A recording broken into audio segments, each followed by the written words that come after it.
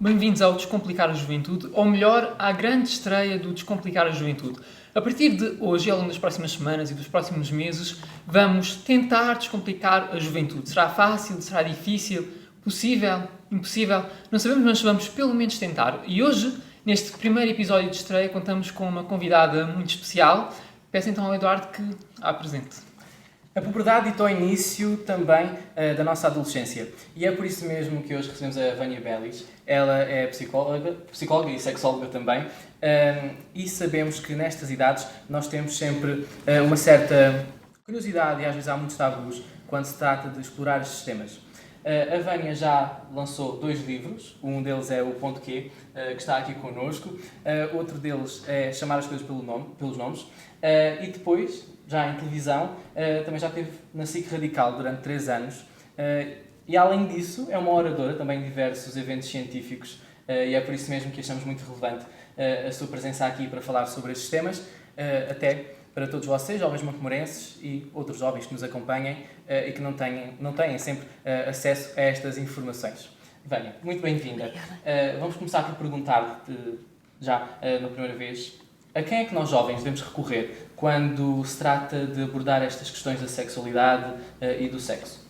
Bem, em primeiro lugar, obrigada pelo convite, pelo desafio, também estar aqui hoje à conversa com vocês e também com todas as pessoas que nos estão a ouvir, e dizer que é um privilégio também fazer parte destes encontros para descomplicar, não é? Porque quando falamos de sexo ainda existe muitos tabus, e então é muito importante que se normalize falar acima de tudo de sexualidade, porque sexo e sexualidade não são a mesma coisa, não é? E é cada vez mais importante falarmos disto, porque hoje em dia as questões de sexualidade são muito importantes também para a nossa saúde e são um indicador de qualidade de vida. Então agradeço o desafio de termos esta conversa. Falando daquilo que me perguntas, eu acho que nos podemos tratar por tu, que é mais fácil. Obviamente. Claro. Falando daquilo que me desafias, em relação às questões, não é, da sexualidade, tu perguntavas a quem é que nós... A quem é que devemos recorrer? Mas talvez antes, Sim. Esta pergunta seja mais importante perguntar, e a seguir o João já lhe faz esta pergunta, como é que os jovens lidam com a sexualidade hoje em dia? Bem, é óbvio que os jovens hoje em dia têm acesso a mais informação, isso não significa que estejam mais informados, ok? Para já porque temos, e nós sabemos, que numa altura em que surge tanta informação, nem toda a informação é correta. E temos um consumo também de pornografia em que se banalizou. Eu não vou diabolizar a pornografia, porque acho que em determinadas situações ela é importante. Agora, temos um conjunto facilitado de acesso que faz com que muitas das vezes os jovens olhem para aquilo e achem que aquilo é que é verdade. E eu costumo muitas vezes dizer, até quando vou às escolas, quando as crianças assistem a filmes dos super-homens ou do super-homem, elas sabem que não vão saltar dos prédios porque não vão voar, não é? Então também deveríamos saber, quando estamos na cama com alguém ou quando fazemos sexo com alguém, aquilo que se vê na pornografia, na maior parte das vezes não é verdade. O problema é que quando tu acreditas que aquilo é verdade, podes sentir frustração, podes colocar-te em risco, não é? E podes correr também o risco de não viveres uma sexualidade feliz, satisfatória e até mesmo gratificante, porque nós continuamos a ter algumas questões na pornografia, como as questões de género, em que a maior parte das práticas em que acontecem, as mulheres não têm prazer, é tudo muito ficcionado, também questões que acabam por frustrar os homens e os rapazes, como homens com pénis muito grandes ou que duram muito tempo no ato sexual, e tudo isso é muito irrealista. E então, o que hoje em dia tu tens é muita informação, mas muitos jovens perdidos, não é? Porque eu tenho um projeto que é uma linha de esclarecimento no WhatsApp e eu continuo a ter as mesmas perguntas que eu tinha há 10 anos, como, por exemplo, a primeira relação sexual engravida, se o meu namorado tiver os boxers molhados eu posso engravidar. Portanto, significa que existem dúvidas que permanecem, não é? Continuam a existir estes tabus, portanto, continuamos a precisar de sítios onde se possa descomplicar e conversar destes temas sem ruído, não é? Claro que tu sempre tiveste um esclarecimento através dos pares, não é? A quem é que nós perguntávamos aos amigos? Muito raramente perguntamos aos nossos pais, não é? Os nossos pais podem nos ajudar e facilitar a marcar uma consulta, não é? Mas tu não vais falar sobre posições sexuais com os teus pais, não é? Às vezes nem com os nossos amigos. Da mesma forma que os nossos pais não falam da sua intimidade connosco. Então, é óbvio que nós devemos ter essa rede com a família deve nos apoiar e ajudar, e é ela que inicialmente nos introduz sobre o que é sexualidade, não é? É ela que nos vai dizer e normalizar que as pessoas têm acesso a amar quem querem, que a sexualidade é uma coisa especial. Portanto, a família tem um componente muito importante na forma como nós aprendemos a sexualidade. E ela nunca pode ficar de lado, não é? Agora, tu precisas de aprender também tudo o que tem a ver com a sexualidade de forma formal. Por isso é que ela deveria estar nas escolas. E está, através de uma lei, mas depois que não funciona, não é? Lá está, e era mesmo esse o ponto em que eu ia tocar agora, que é a quem é que nós jovens recorremos ou devemos recorrer quando temos dúvidas sobre amor, sobre paixão, sobre sexo. A Vânia falou-nos neste caso da família, mas lá está, a família não tem as bases científicas. Quem é que nós devemos realmente recorrer fora do contexto de família? Olha, ainda voltando à família, a família dá-te uma coisa muito importante, não é?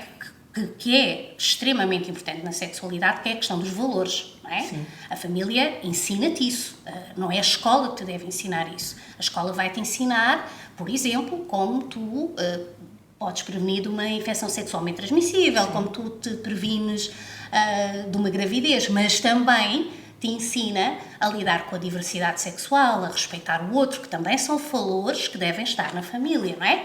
Mas vamos ver uma coisa, se tu tens uma família, por exemplo, homofóbica, não é?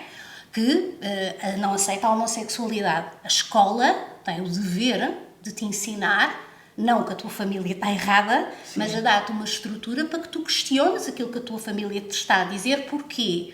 Porque aquilo que a tua família está a ensinar é contra uma coisa muito importante, que são os nossos direitos humanos, não é? Sim. Então, os direitos humanos, eles nunca podem ser questionados. E se há valores que contradizem os direitos humanos, a escola tem a obrigação de ajudar os jovens a questioná-los, não é? E ensinar a valorizar os direitos humanos e a liberdade de cada um. Isso é extremamente importante. Por isso é que muitas vezes tu tens pessoas com argumentos que dizem a escola doutrina, ou que há pessoas que querem mudar a cabeça dos jovens. É assim, para mim, está tudo bem se a escola vai dizer que as pessoas têm o direito a amar quem quiserem, não é? Porque isso é um direito, da mesma forma que a escola te deve dizer que tu deves respeitar todas as religiões ou todas as pessoas de outras cores. Agora, tu não podendo recorrer à tua família, tu também deverias poder recorrer a outra entidade além da escola, que é a saúde. A saúde tem uma área que tem a ver com o planeamento familiar, que existe há muitos anos. Os jovens desconhecem que a consulta de planeamento familiar, por exemplo, pode ser tida em qualquer sítio, ao contrário das outras especialidades em que tu tens de procurar o centro de saúde da tua região. No caso da consulta de planeamento familiar, não, porque imagina, tu és de Montemor, conheces toda a gente no centro de saúde, não vais sentir confortável, então podes ir a Beja, podes ir à Vidigueira, podes ir a outro sítio, não é? Porque em qualquer sítio tu podes ser atendido, então é extremamente importante que os jovens saibam que têm acesso a poder ir a uma consulta em qualquer sítio, que ela é gratuita e é sigilosa. E se não houver sigilo, tu tens o direito de reclamar, não é? E nós também temos que aprender a lutar pelos nossos direitos, da mesma forma que se tu vais a uma farmácia comprar uma pílula do dia seguinte e se a farmácia te diz assim, não, eu não posso vender porque tens 15 anos, isso também é proibido. Porquê? Porque a pílula do dia seguinte é um medicamento de venda livre e não tem que questionar a tua idade. Portanto, temos que aprender também, e isto tem a ver com direitos sexuais e reprodutivos, que as pessoas normalmente desconhecem, não é? E que existem e que têm que ser respeitados. Mas, por exemplo, não existe ainda esta ideia de que as consultas de planeamento familiar, e sabemos que de forma errada, mas não existe esta ideia ainda de que as consultas de planeamento familiar são muito direcionadas para as jovens mulheres? É, mas vamos ver uma coisa. Infelizmente, a formação a nível de saúde ela ainda é muito clássica, não é? É uma coisa que eu falo muito com os colegas da medicina, principalmente urologistas e ginecologistas, em que há uma formação muito clássica. A sexualidade ainda não é um tema que esteja também na base da formação dos médicos. Começa já a haver em Portugal a medicina sexual, é algo recente, Mas a maior parte dos médicos não tem uma preparação para trabalhar os temas da sexualidade. Tem para trabalhar problemas com os órgãos genitais, não é? Sim. Doenças e coisas dessa natureza, mas não têm grande capacidade para trabalhar as temáticas da relação, não é? Daí haver também a questão dos psicólogos. Sim. Agora, dentro da sexologia, que é a minha área, tu também não tens muita oferta, para já, porque a sexologia deveria existir também dentro do Sistema Nacional Público. Ou seja, quem deveria estar ao lado dos enfermeiros que trabalham saúde sexual e reprodutiva devia ser um psicólogo com formação na área da sexualidade, que devia atender os jovens, mas também devia atender as grávidas, não é? Que também têm sexo, e devia atender, por exemplo, os mais velhos, que também fazem sexo. Portanto, a sexualidade, ela é transversal ao longo da nossa vida e do nosso ciclo de vida, e tu precisavas ter dentro dos hospitais e dos centros de saúde pessoas formadas para trabalhar nesta área, e não tens, não é? Tu, para ir a um sexólogo, terás que ir a Lisboa ou Porto, ou agora, pronto, online, estamos mais disponíveis. Mas tens que pagar, a maior parte das vezes, são poucos os serviços que existem de aconselhamento gratuito, não é? Nós temos mas a maior parte, se tu precisares de um aconselhamento ou de um seguimento, tu tens que pagar, e nem todas as pessoas têm essa disponibilidade. Deixa-me só fazer aqui uma outra questão, voltando um bocadinho atrás, porque a Vânia tinha dito que existe uma diferença entre o que é o sexo e a sexualidade. Pode-nos explicar esta diferença? É, porque é assim, tu nasces, nós somos seres sexuados, e nós temos sexualidade desde que nascemos até o último dia que existimos. Isso não significa que eu seja sexualmente ativo, não é? Nós temos a ideia que só os jovens é que fazem sexo, certo? E tu repara como a maior parte das campanhas de prevenção, tu não vês lá um casal sénior, certo? Sim. Tu vês um casal de 20 anos, não é? O sexo não é uma coisa que só existe nos jovens, ele existe também nos mais velhos. A sexualidade também existe nas crianças, que não é o sexo, não é? As crianças têm sexualidade quando aprendem sobre emoções, quando aprendem sobre o seu corpo, quando aprendem sobre as diferenças. A sexualidade começa muito cedo. O sexo não começa, o sexo à partida vai começar na adolescência, não é? Existem diferentes idades, e quando tu educas para o sexo, tu estás a falar sobre sexo, prática sexual, relação sexual. Por isso é que eu digo, eu vou para as escolas falar sobre sexualidade, mas eu não vou falar com uma criança de 4 anos sobre infecções sexualmente transmissíveis, não é? Eu, com uma criança de 4 anos, vou falar com ela sobre corpo, que há meninos que são altos, meninos que são baixos, meninos que são gordinhos, meninos que são magrinhos, todos somos iguais, que existem diferenças no nosso corpo, o que é que os meninos têm, o que é que as meninas não têm, ou o que é que têm de diferente, responder às perguntas. Portanto, é esta a grande diferença. E as pessoas, quando nós dizemos vamos educar para a sexualidade, as pessoas só pensam em sexo, não é? E dizem, mas ela vai falar de quê? Parece um fantasma, não é? Não é? Portanto, as pessoas que não têm atividade sexual, que não praticam sexo, têm sexualidade, porque têm órgãos genitais. Ainda no outro dia eu fui a um sítio onde havia pessoas que me diziam, mas eu já sou viúva há 10 anos. Para que é que eu preciso ouvir falar sobre isto? Eu disse, olha, não tenho uma vulva e uma vagina. E a senhora disse, temos. Pronto, então hoje vamos falar, olha, como é que cuida da sua vulva, como é que cuida da sua vagina, porque com o envelhecimento existem alterações, vamos lá ver o que é que existe para melhorar a sua qualidade de vida, porque passam a haver algumas queixas. E falámos, e ao fim da sessão elas estavam a apontar os produtos e as coisas, não é? Portanto, cá está esta ideia que vais falar sobre sexualidade e que vais só falar de sexo, é uma ideia completamente errada e que acaba por ser uma barreira ao trabalho que nós fazemos educativo. Claro, acredito. Eu não queria voltar assim todo atrás, mas vai ter de ser desenvolvido aqui de mais alguns temas. Direcionando outra vez à escola, de que forma é que a escola tem um papel importante às crianças e aos jovens a falar sobre sexo e sexualidade? Sabemos que isso está inserido atualmente na disciplina de cidadania. Também falou aqui dos questionamentos que existem depois disso por certos grupos e petições.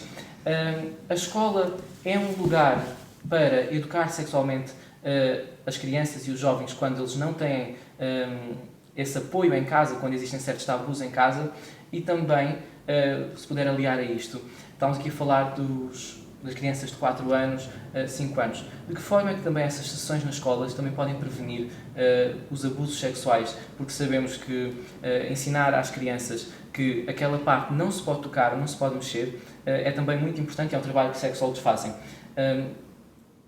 É importante falar também sobre estas questões na escola, tanto na pré-primária como até ao secundário.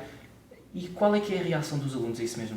Bem, nós temos uma coisa que é, além da disciplina de cidadania e desenvolvimento, portanto, nós temos aqui 2 grandes oportunidades para trabalhar a sexualidade nas escolas e não estamos a aproveitar nenhuma.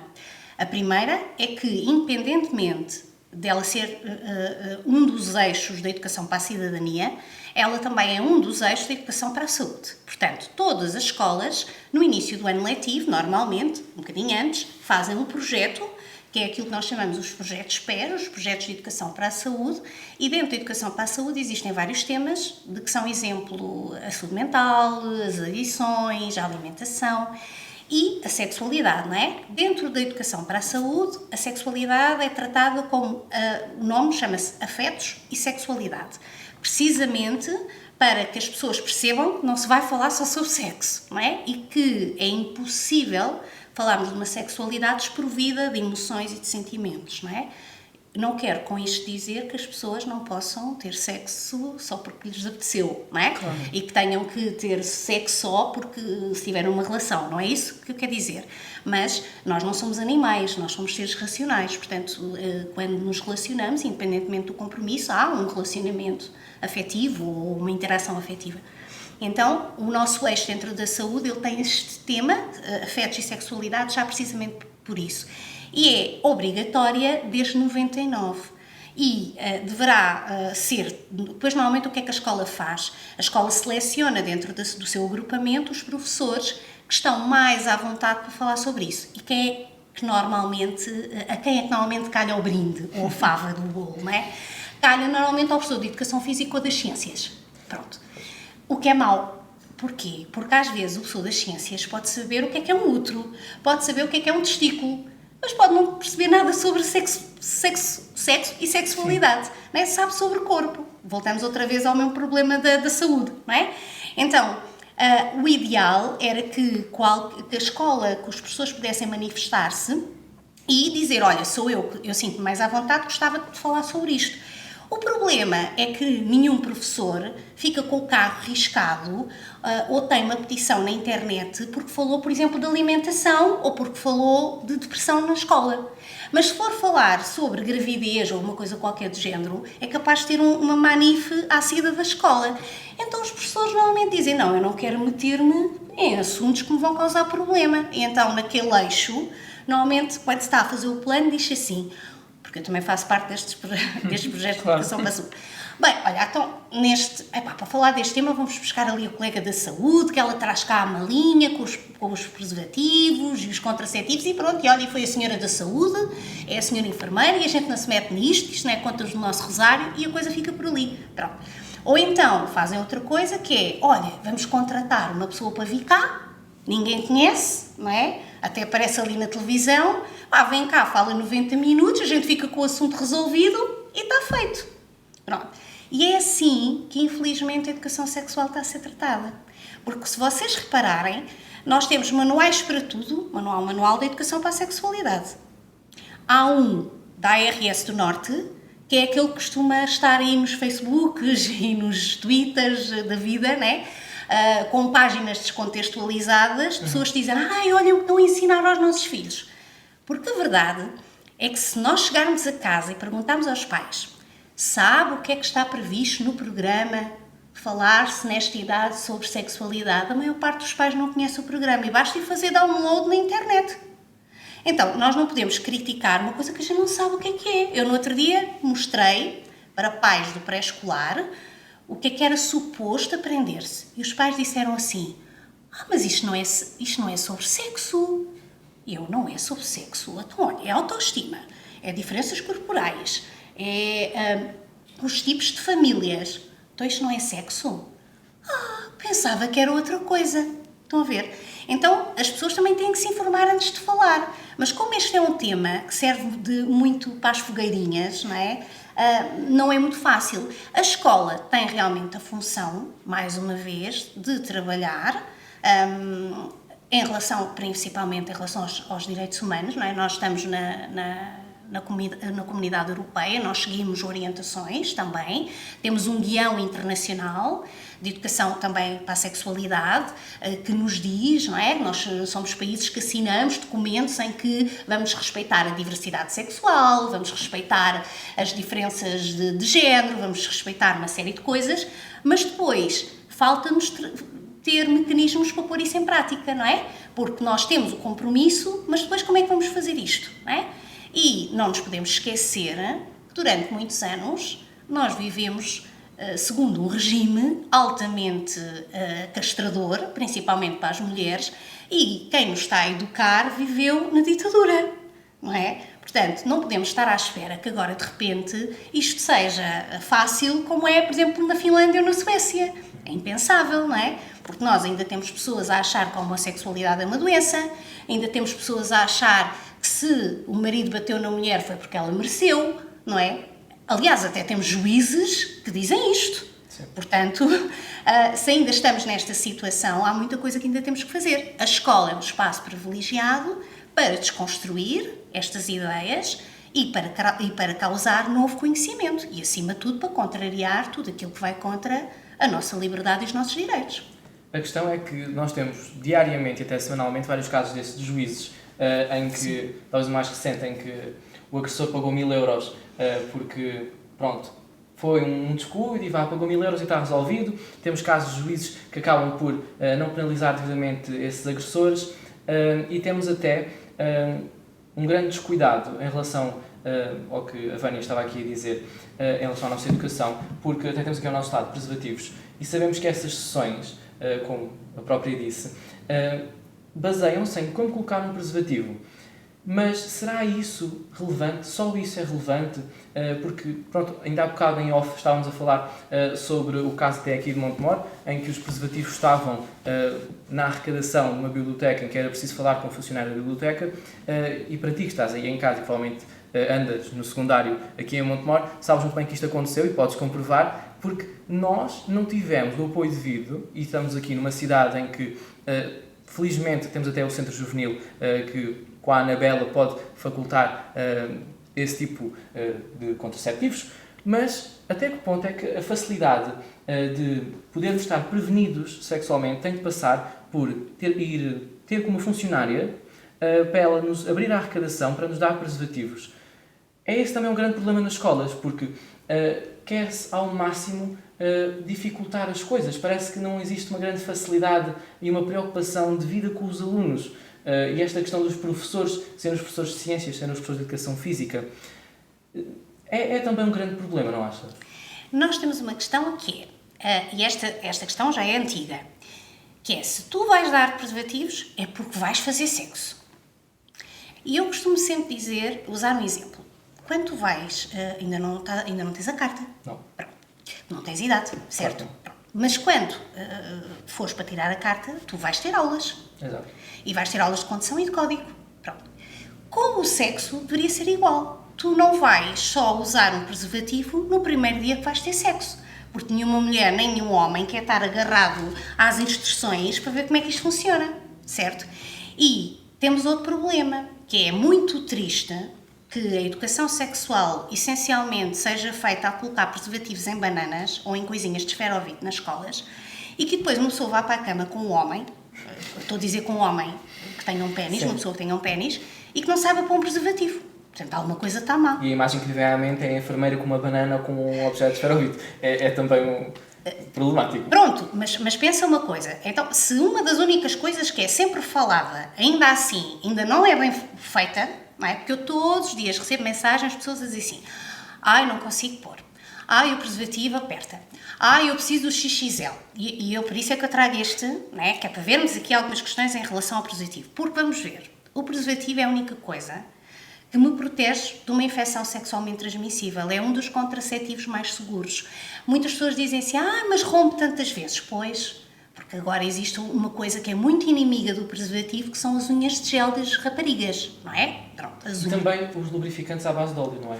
tudo o que seja à base de óleo não pode ser usado com látex, não é? Portanto, mais uma vez, vai-se buscar as coisinhas da pornografia e depois corre muito mal. Portanto, sempre tu colocas sobre o látex óleo, seja óleo de coco, seja óleo de Johnson, que nem se consegue perceber como é que alguém usa estas coisas nos genitais. Muitas vezes há piadas do eu uso o óleo da cozinha, o azeite, e acho que é também importante desmistificar isto aqui, porque é um perigo usar este tipo de coisas. Com uma vaselina ou com uma Nivea, que era uma coisa usada pelas nossas avós, não é? A vaselina não pode ser usada porque ainda vai provocar mais secura. E a Nivea não está adequada para os órgãos genitais. Nos órgãos genitais nós só colocamos produtos adequados àquela região, não é? Que tem um pH diferente, que são zonas diferentes do corpo, da mesma forma que eu não meto um creme de olhos nos pés, certo? Pronto. E em relação ao preservativo, hoje em dia existem muitas variedades, não é? O preservativo não é a mesma coisa que o teu pai usava ou como eu usava, não é? Que era grosso e que realmente podia tirar alguma sensibilidade.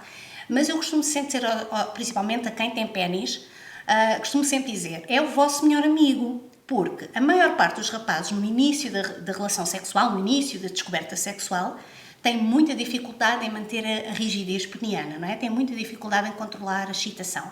Então o preservativo ajuda-te ali a aguentar mais tempo.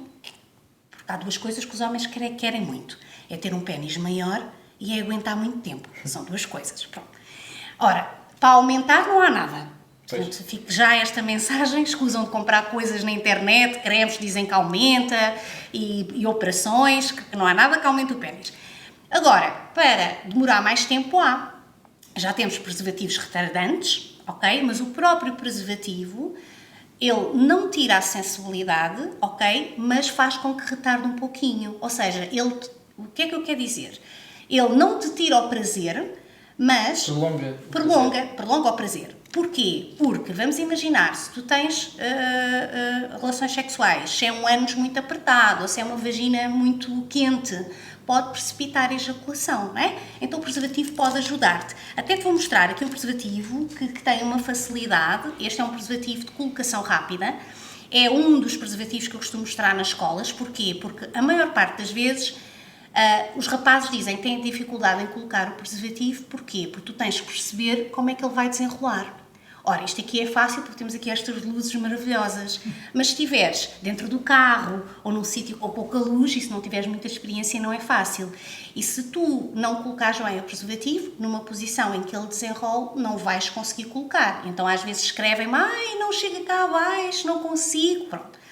Depois, em segundo lugar, tu não vais pôr um preservativo, para já tens que ver a validade, não é? Que é muito importante, isto normalmente tem um óleo, também é um lubrificante, e tens que ver se ele está dentro da validade.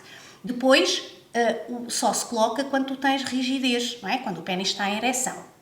E aí sim, tu colocas, até vou usar aqui o amigo, em que tu colocas na glande, e este preservativo tem uma vantagem em que tu basta puxares esta fitinha e ele fica automaticamente colocadinho. Olha aqui, pronto. Então, ele não vai ficar com ar aqui no reservatório e vai ficar justinho. E tu só tens que adaptar cá abaixo, ok? Agora, vamos imaginar que na relação sexual, às vezes, em algumas relações, no início, o pénis perde tamanho e o preservativo sai. Não voltas a colocar este. Tens que colocar um novo, ok? Agora, o que é que acontece com os preservativos? Às vezes os rapazes dizem, não... Sinto-me apertado, sinto que aqui fico estrangulado. Isso tem a ver com falta de utilização, porque quando tu tiras o preservativo, e eu gosto sempre de mostrar, para que quando dizem assim, eu não consigo caber dentro do preservativo. Vão ver? É muito apertado.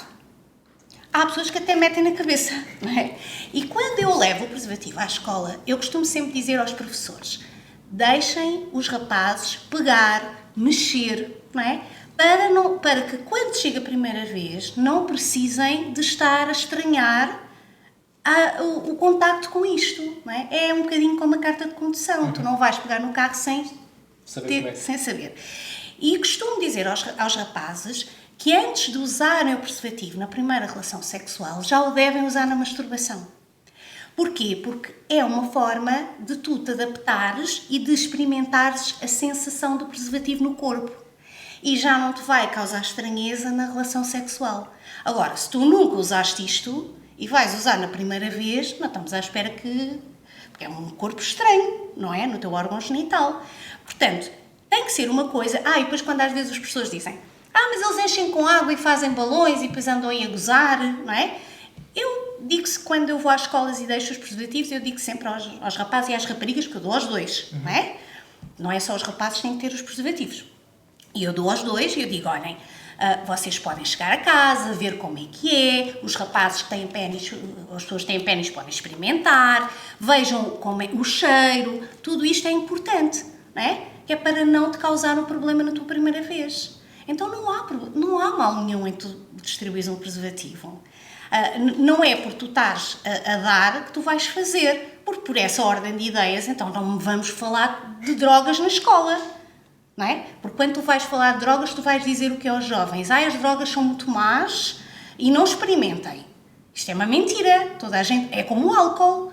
Nós bebemos um copinho ou dois e se bebermos de forma moderada, há médicos que até dizem que podemos beber um copo de vinho, agora não podes beber uma grade de minis, certo?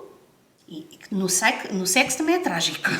Mas o que é que eu quero dizer com isto? Portanto, tu vais para a escola dizer o álcool é prejudicial à saúde, mas a maior parte das pessoas beber uma cerveja não se sente mal e não é prejudicial à saúde. Estás a perceber? Só que para o sexo, como tem uma conotação muito errada, há esta ideia, não podemos falar de sexo porque as pessoas vão correr a experimentar. Pois, mas podemos falar de drogas, podemos falar de tabaco, não é? Isso incentiva as crianças a experimentar.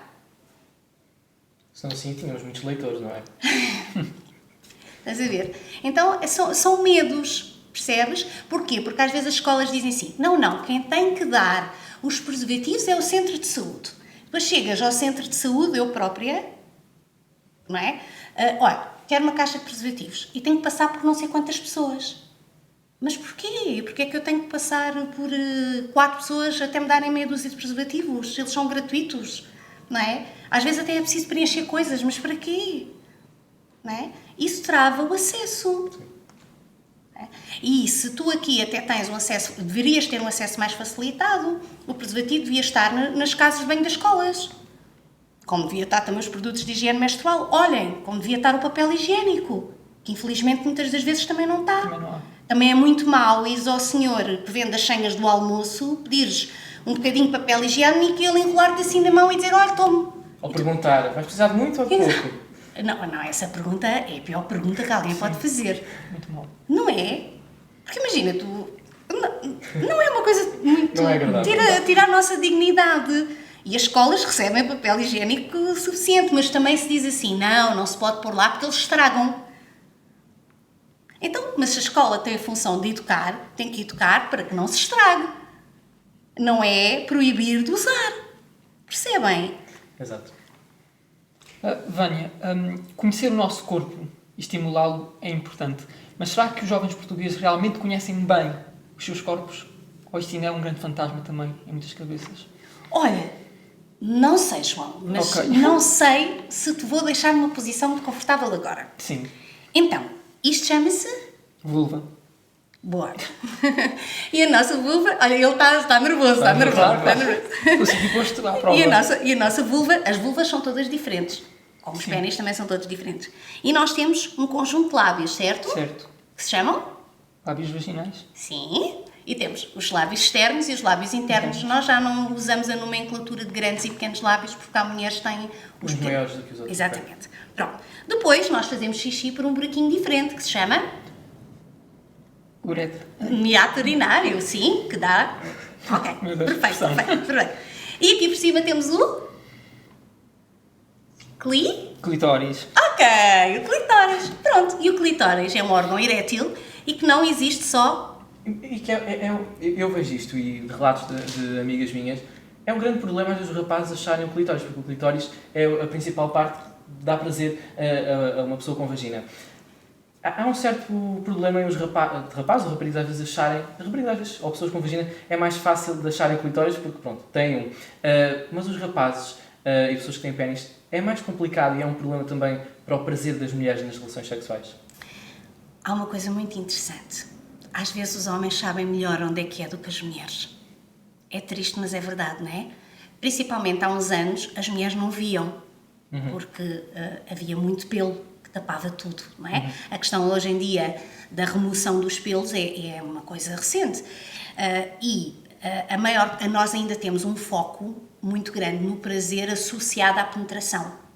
E então tu dizes a uma mulher que o centro de prazer dela está no clitóris, que não é só externo, que existe uma continuidade para dentro da vagina, aquela coisa... Existem colegas que acreditam no ponto G, defendem o ponto G, existem colegas que defendem a ejaculação feminina, existem teorias que dizem uma coisa, outras dizem outra. Eu costumo sempre dizer, meus amigos, imaginem que agora vamos para Lisboa. Eu vou de moto, ele vai de comboio, ele vai de autocarro. Chegamos a Lisboa, não chegamos... Isso é que é importante. O caminho, cada um terá o seu. Pronto. Por isso, isto também serve para aquela coisa de orgasmos clitorianos, vaginais, isto tudo. Então, o que é que acontece realmente? Algumas mulheres têm mais sensibilidade na entrada da vagina, se estiverem mais excitadas, se o seu clitóris também for mais desenvolvido, se anatomicamente estiver numa determinada posição. Portanto, há muitas variantes dentro do canal vaginal, porque falamos muito também do pénis, mas falamos pouco do canal vaginal e falamos pouco também do nosso tamanho, que também conta, não é? Eu costumo usar a metáfora da garagem e do automóvel. Se tu tens um tiro e se ela tem um automóvel onde cabe lá um mini, a coisa não vai aparentemente correr bem, não é? Temos que arranjar ali estratégias. Mas normalmente não se fala muito do canal vaginal das mulheres, que às vezes é curto, às vezes é apertado e que pode até causar problemas na relação sexual. Voltando à questão do clitóris. O clitóris é um órgão que aumenta de tamanho com a excitação sexual. E isto deveria ser ensinado porque faz parte da fisiologia e de uma coisa que se chama resposta sexual. É o mesmo. Tu tens que saber como é que o teu corpo funciona. Porque é que nós sabemos como é que funciona o sistema circulatório e o sistema respiratório e não sabes como é a resposta sexual. Como é que se termina o 12º ano sem saber o que é a resposta sexual? É o que eu agora estava mesmo a pensar, que nunca falámos dessa questão do clitóris aumenta também durante a excitação da mulher. Pois. Estava mesmo aqui a refletir sobre isso. E acho que aliado também a este assunto, nós também temos uma série de preconceitos na sociedade em relação à masturbação feminina. Pois. Como é que nós resolvemos isso? E hoje em dia já é algo menos problemático ou continua a ser algo de preconceito? É assim, já se fala mais sobre o assunto, não é? É assim, tudo o que tem a ver com a sexualidade feminina continua muito oculto, porque mais uma vez temos que recuar a nossa história. As nossas mães liam a Crónica, que era uma revista que dizia que as mulheres podiam ganhar eletrodomésticos nos concursos de beleza, não é? Que tinha receitas e modelitos para fazer para os seus filhos e que falava de religião e mais nada, não é? E das famílias, tinha sempre uma reportagem com uma família de bem, em que o homem estava sentado no sofá, de gravata, a mulher ao lado com os filhos, pronto. E a publicidade era a mulher a servir o homem, portanto, tudo isto ainda é muito recente. Portanto, falar de sexualidade feminina em Portugal ainda é ousado. E ainda bem, temos cada vez mais colegas que ousam fazer isto. Mas não penses que elas não são olhadas de lado, como, olha, estas andam aqui a meter coisas na cabeça das mulheres, as mulheres quando estavam em casa e não viam estas coisas eram melhores, eram menos bravas, como às vezes houve aqui no Alentejo, não é? Portanto, a sexualidade feminina ainda tem muito caminho para andar, não é? Ainda bem que as mulheres se tornaram mais exigentes e que a mulher diz assim, olha, espera aí, tu não podes vir só para cima de mim, tuca e acabou. É? E felizmente, e atenção, os homens têm feito muito também para, isto na relação heterossexual, têm feito muito para ajudar as mulheres a terem prazer e esforçam-se para aprender. Eu às vezes quando vou às escolas, às vezes tenho os rapazes mais atentos do que as raparigas. Os rapazes gostam de saber as coisas sobre a menstruação, sobre o corpo, não é? Agora, se nada disto é ensinado, porque tu repara, tu tens que perceber no corpo, do ponto de vista da fisiologia, na resposta sexual, o que é que acontece no corpo do homem e no corpo da mulher, com excitação.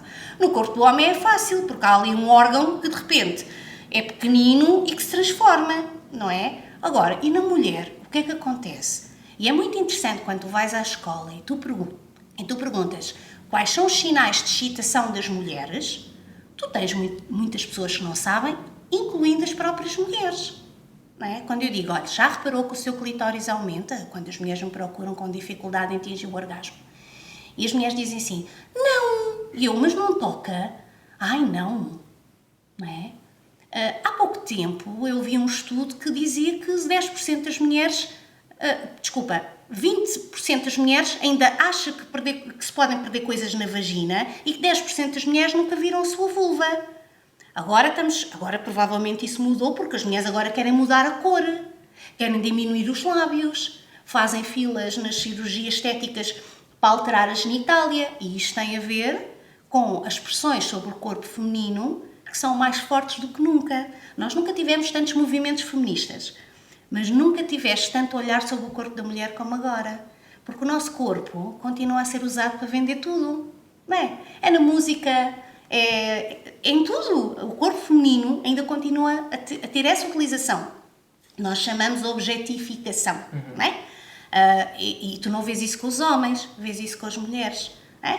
Então, nós temos que conquistar aqui muita coisa e na escola, quando tu falas de resposta sexual, é muito importante que se saiba o que é que acontece no teu corpo quando estás num processo de relação sexual. Se tu não sabes isto, do ponto de vista teórico, como é que vais viver uma sexualidade feliz e ultrapassar dificuldades que tu nem sabes identificar onde é que elas estão? Não é? Às vezes tem homens que dizem assim, não consigo. Eu digo, mas não consegue como? Não consigo, e às vezes é difícil. Uma vez tive um senhor que era agricultor e eu disse, olha, imagino que o seu pênis é um trator. Consegue pôr o trator a funcionar? Ele disse, consigo. Então depois consegue ir assim para o campo? E o senhor, pois é que ele chega ao meio do campo e para. E eu consegui perceber onde é que estava a dificuldade dele, não é? Portanto, a dificuldade dele não estava na excitação. Estava depois na fase, ou seja, ele não tinha dificuldade em começar, mas tinha dificuldade na continuidade, em permanecer. Não é? E para nós é importante perceber onde é que existe a dificuldade, porque existem estratégias diferentes de acordo com as fases de dificuldade e da resposta sexual. Se a dificuldade é no desejo, se a dificuldade é na excitação ou se a dificuldade é no orgasmo. Não é? Agora, se a pessoa não conseguir diferenciar nada disto, como é que vamos conseguir ajudar? E eu acho que tu não conheces o teu próprio corpo é muito mau. E, em relação à masturbação, não é? Os homens, desde cedo, que são ensinados a fazer isso. Nasce um menino e manda ao pai uma fotografia ao irmão a dizer assim, olha lá, as coisas aqui do teu sobrinho, não é? Ninguém havia o pipi das meninas a ninguém. Não é? Ninguém diz, olha lá, tens umas maminhas como a tia, coisa boa. Não é? Não se diz isto. E está sempre a valorizar o pénis dos meninos, não é? Depois, o que é que vai acontecer? O pénis nos homens está ali à mão. Os meninos começam a explorar-se mais facilmente, as meninas continuam a ser mais reprimidas, não é? O menino, o pénis aumenta, os meninos brincam. As crianças não têm a fantasia sexual. Isso só aparece na puberdade e na adolescência, não é? Quando uma criança mexe no seu pénis, não está a pensar na vizinha da frente. Simplesmente está a mexer ali, está a sentir prazer físico do corpo e continua, não é? Mas a criança habitua-se a mexer no seu órgão, as meninas não. Então, na masturbação feminina, também há a ideia errada que as mulheres metem coisas cá dentro. É aquela coisa, foi para o hospital com uma garrafa, ou com o cão, aquelas coisas que às vezes houve, não é? Em qualquer sítio. Porquê? Porque há sempre a ideia que as mulheres, para se masturbarem, têm que enfiar. Sim. Não é? As pessoas até dizem, como é que as mulheres lésbicas fazem? As mulheres lésbicas fazem, tocam-se. Não é? A ideia que enfiamos todas as coisas umas nos outros é errada. Mas as pessoas só veem.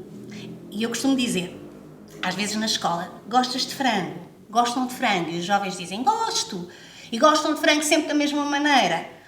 Não. Então no sexo é igual. E há pessoas que gostam de frango frito, outras gostam de frango assado, não é? Então, e é assim que tentas ir normalizando e fazendo também com que as pessoas percebam que isto não é um bicho-papão, não é? Então, se tu desde cedo dizes às meninas que elas não podem mexer, não podemos estar à espera que depois, de um momento para o outro, elas estejam ali felizes da vida a comprar um Satisfyer e agora eu não vou estar aqui no meu momento de prazer com um objeto. Não tens isto, não é? Até porque, antes de comprarem qualquer brinquedo ou qualquer produto de satisfação, temos as mãos, não é? E, aliás, nós, para termos um orgasmo, nem precisamos de nos tocar, porque tu tens uma coisa maravilhosa e que é muito importante, que é o teu cérebro. E a maior parte de vocês já acordou de manhã, não é? depois de ter tido um orgasmo. Os rapazes têm isso, mas as mulheres também têm. As mulheres também têm sonhos eróticos e que às vezes desvalorizam e que se culpabilizam. Quantas mulheres há que veem pornografia e depois me dizem assim: ai, Vânia, sinto-me tão mal de ver isto. Mas porquê? Porque nos é dito que aquilo é uma coisa feia, errada e porca, não é? É como a menstruação, que é uma coisa normal das mulheres e que as mulheres continuam a ter vergonha e a não querer falar sobre isto. Ai, lavar umas cuecas menstruais, que nojo. Usar um copo menstrual, que horror, não é? Que nojo ter que lavar um penso. Eu quero é tirar aquilo e deitar logo fora e acabou, não é? Estão sempre a dizer, olha, até uns produtos de higiene. Quantos produtos de higiene é que tu conheces no supermercado para lavar o pénis? Não conheço. E tu? Também não. Lá em casa também não devem conhecer. E quantos é que tu já viste no supermercado para lavar a vulva e a vagina? Ainda não reparaste? Não reparei. Mas a próxima vez, quando fores ao supermercado, vais-me mandar uma fotografia e vais reparar. Há dezenas de produtos para lavar a vulva. O que é que diz o amigo Kim Barreiros que quer cheirar o quê?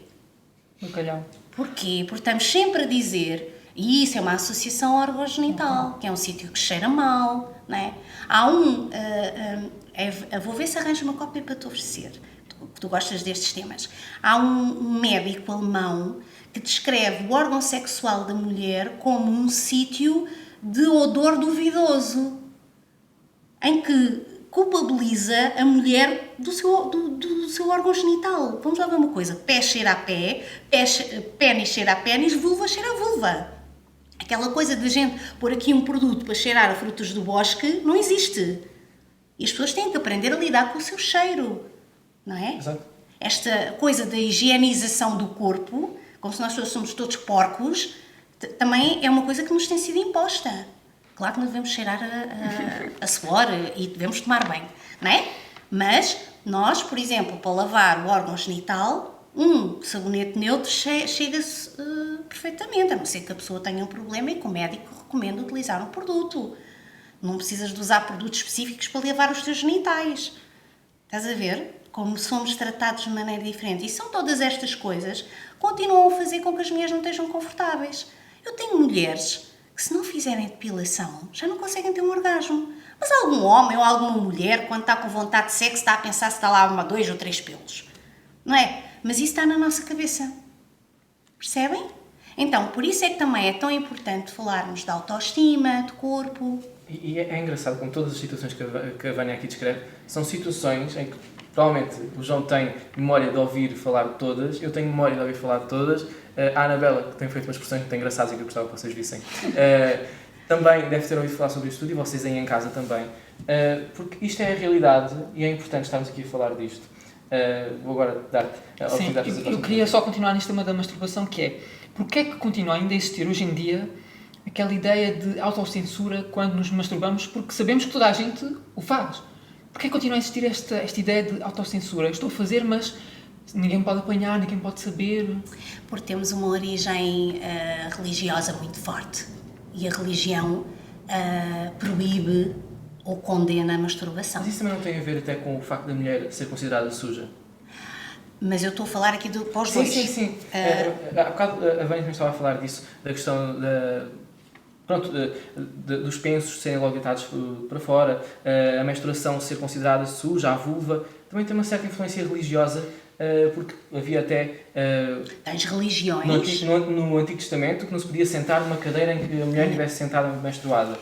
E tens religiões que ainda te dizem que quando a mulher, por exemplo, agora, ainda estamos no Ramadão, não estamos até final do mês, pronto. Tens ainda, quando tu estás uma mulher muçulmana, não faz o jejum quando está menstruada. E eu pensei, inocentemente, pronto, olha, porque as mulheres quando estão menstruadas, libertam sangue, precisam de se alimentar. E há um muçulmano, meu amigo, que me diz assim, não, Vânia, elas não podem fazer, porque elas estão impuras. Eu assim, como? Como assim? Eu não tenho culpa de menstruar, mas que história é esta? Não é? Por exemplo, as grávidas também não fazem jejum, mas tem a ver com a saúde do bebê. Agora, no caso da gravidez, no caso da menstruação, é porque a mulher é impura. As mulheres na Índia não podem entrar nos sítios sagrados. Tu tens mulheres no Nepal Nepal, que é neste momento uma prática proibida, existem umas cabaninhas nas aldeias em que as mulheres, quando estão menstruadas, têm que ir para aquela cabaninha. Não podem partilhar a mesma casa, não podem fazer comida. Estamos a falar também de questões... Aqui também estamos a falar de violência baseada no género. Não é? Estamos a falar de 2022. E 2022, mas de culturas ainda muito castradoras para as mulheres. Não é? E temos que ter uma coisa em conta. Nós estamos em Portugal, estamos na Europa, mas nós temos uma multiculturalidade. E nós temos que saber lidar com isso. Não é? Porque tu na tua escola podes vir a ter meninas muçulmanas, tu na tua escola podes ter a ver meninas... Portanto, o que é que eu quero dizer? Que tu tens que aprender a respeitar a cultura, mas tu tens que ajudar a esclarecer mais uma vez aqui na questão dos direitos humanos e explicar, não é? Não vamos proibir, obviamente, as raparigas que menstruam muçulmanas, isso é errado, não podes fazer jejum, não é isto que eu estou a dizer. Mas explicar que não há problema nenhum, que no sentido de que elas podem ir para a escola, que podem ir a um sítio qualquer quando estão com o período, que isso não deve limitar a vida delas, não é? Depois temos outras crenças que, tudo bem. Agora, tudo aquilo que limita a tua vida tem que ser desmistificado, não é? Tu tens em Portugal ainda uma cultura que te diz que a partir do momento em que tu menstruas, praticamente tu estás pronta para casar. E ninguém fala disto. E estas meninas desaparecem da escola quando menstruam. E normalmente, passado um ano, estão grávidas. Não é? Mas ninguém fala disto.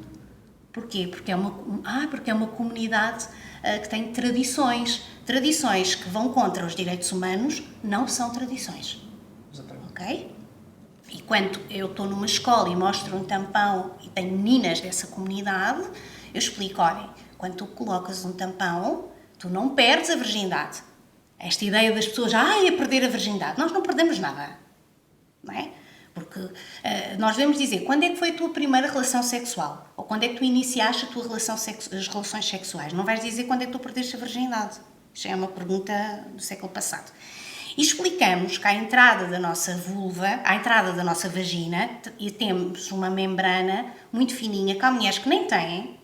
Há mulheres que essa membrana aquilo não é uma muralha que não se pode passar, não é? Que se rompe na primeira vez, como que é aquilo que passam estas meninas, e que há ímãs que são perfurados, ímãs que são flexíveis, e que se tu colocares lá um dedo, não rompe o ímã.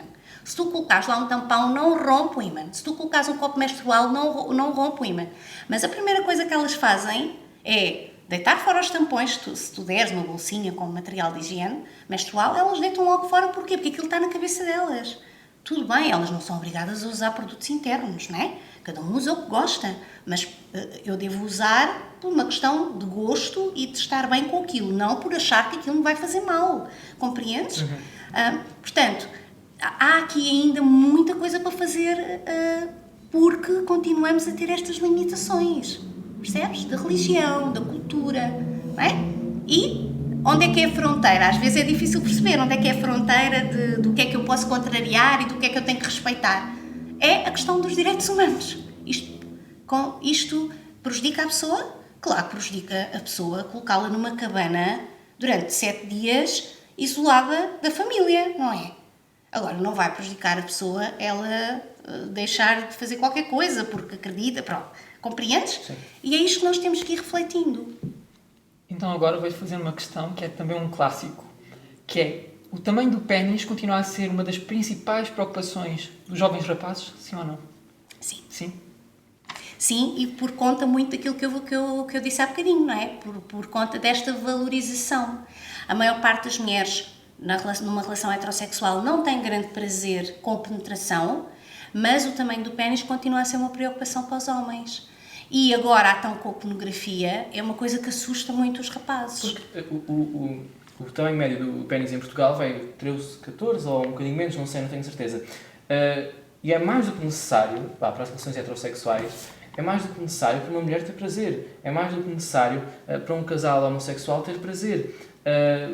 Esta influência da pornografia vem nos dizer que é preciso um pénis com 21 centímetros, com 22 centímetros, porque lá está, essa valorização do pénis E quando debatemos esta questão foi algo que até conversámos, porque é algo tão presente entre nós, entre os nossos amigos rapazes, e pessoas que podem ter um pénis. É importante o acompanhamento de um sexólogo ou de um médico, que infelizmente às vezes não tem especialidade, para explicar estas coisas, não é? Sim, vamos ver uma coisa. O que é que nós podemos considerar um pénis muito pequeno? É aquele pénis que numa atividade sexual não permanece, ou no ânus ou na vagina, não é? Portanto, não tem capacidade de penetração. Isso é um pénis muito pequeno. Temos aquilo que chamamos os micropénis, pronto, que são um problema, que é uma coisa que é vista logo depois nas consultas de desenvolvimento, não é? Porque os médicos veem parâmetros do desenvolvimento da criança, daí também a importância das consultas, e vai-se observando os genitais, outras partes do corpo, e vai-se vendo.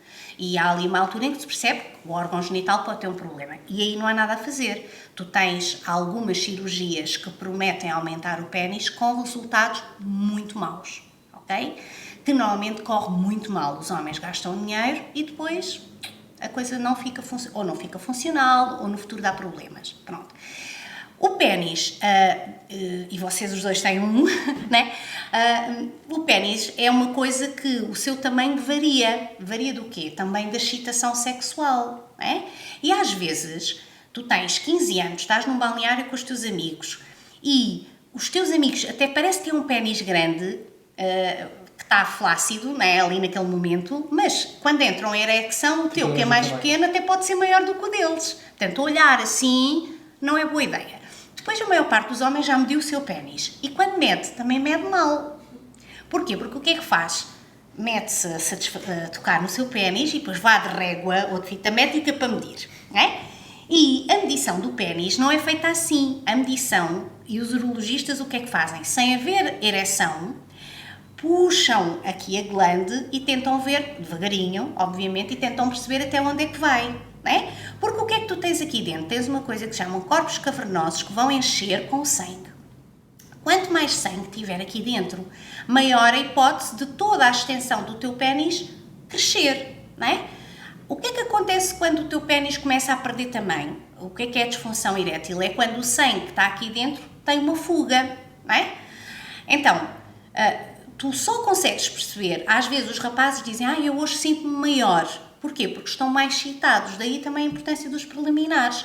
Agora, o tamanho do pénis é realmente aquela coisa, não é? Porque desde cedo os meninos medem, como também antigamente, hoje em dia por conta dos videojogos e dessas coisas fazem menos, mas na minha geração os rapazes juntavam-se, masturbavam-se, viam quem é que demorava mais tempo, viam qual é que ejaculava mais longe. Essas coisas típicas dos rapazes fazem parte de processos exploratórios e de conhecimento do corpo.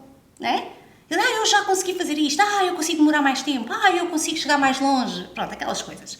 Faziam parte da descoberta e que hoje em dia não se fazem, perderam-se. Não é? Nós brincávamos ao quarto escuro, ao verdade e consequência. Essas coisas serviam para explorar o corpo. E hoje em dia isso não acontece. Aliás, num jardim de infância, se um menino se puser em cima da menina na casinha, vem logo a mãe, a tia, a CPCJ e aquilo tudo.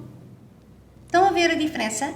Aliás, eu tenho livros de sexualidade e os livros dos anos 80 são mais explícitos. Aliás, seria impensável vender aquele livro atualmente.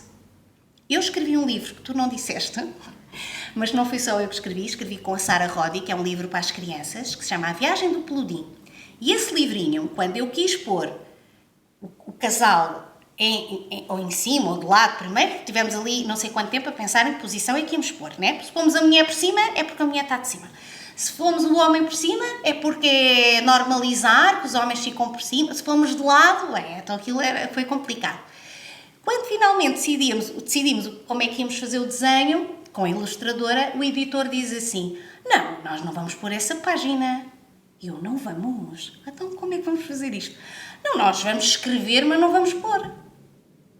E eu, pronto, e não pusemos a página.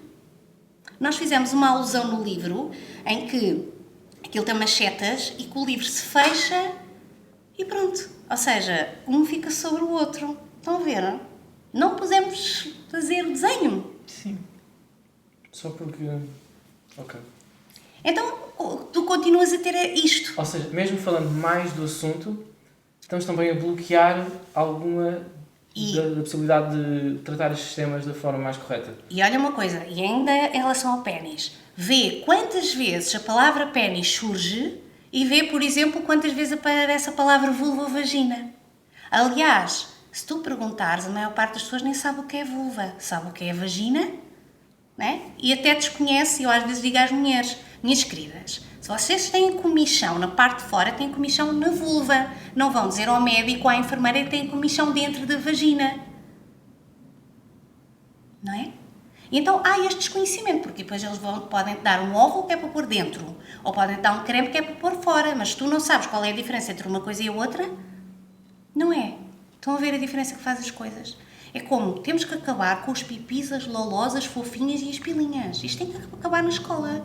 Porquê é que eu digo cabeça, ombros, mãos, e depois chego aos órgãos genitais e não digo nada? E há bocadinho tu falaste. É muito importante que as crianças conheçam os seus órgãos genitais, aprendam, obviamente, quem é que pode tocar, quem é que não pode. Aquela coisa do semáforo do corpo é uma estratégia que eu pessoalmente não gosto. Porquê? Porque um abusador ou uma pessoa que vai com o objetivo de tocar nos genitais da criança não vai diretamente lá, não é? Começa nas zonas verdes. Percebes? Então não é uma boa estratégia. Tu deves dizer à criança que todo o corpo dela não é para tocar, se ela não quiser. Okay. Não é? O nosso corpo é uma coisa especial, privada. Mesmo que eu vista um top deste tamanho, é o meu corpo, é privado. Eu tenho o direito de decidir sobre ele. Não é? E a partir do momento em que eu digo não, é não. Esta questão do consentimento é muito importante, porque eu posso querer ir para a cama contigo ou com o João, não é? Mas o facto de eu querer ir para a cama, contigo não podia ser que tu és menor, tu és maior de idade. Mas o que é que eu quero dizer com isto? Que o facto de eu decidir que vai haver uma relação sexual não significa que eu te permita fazer tudo. Não é? Sim. E eu digo isto muito aos jovens, tanto aos rapazes e às raparigas. Como uma rapariga também não te pode dizer se não fazes isto, ou se o teu pénis não está ereto, é porque és isto ou aquilo. Ninguém pode pôr em causa a tua masculinidade. Tu podes estar nervoso, tu podes estar ansioso, não é? Às vezes os rapazes também ficam assustados com raparigas que possam ter mais experiência, têm medo de falhar, não é? Mas isto não é aqui nenhuma prova olímpica.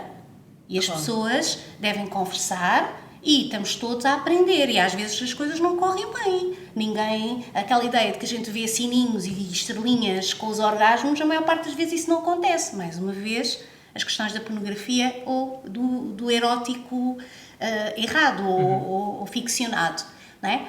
Então, tudo isto tem que ser muito tido em conta. Esta questão do consentimento é importante porque rapidamente tu entras numa situação de abuso. Se tu dizes assim à tua namorada, não, mas tu já fizeste com o outro, porque é que não vais fazer comigo? É porque não me amas, não é? Isto é abuso. Se a tua namorada não quer fazer sexo anal contigo, mas bebeu ali uns shots e já está toda, como é que ia dizer... Não é descomplicada, já está mais solta, não é? E lhe apetece, tu deves ter a capacidade de dizer assim, se estiveres melhor que ela, claro, dizes assim, olha, vê lá porque tu não estás a decidir por ti, é o álcool que está a fazer com que tu decidas, daí a questão do álcool.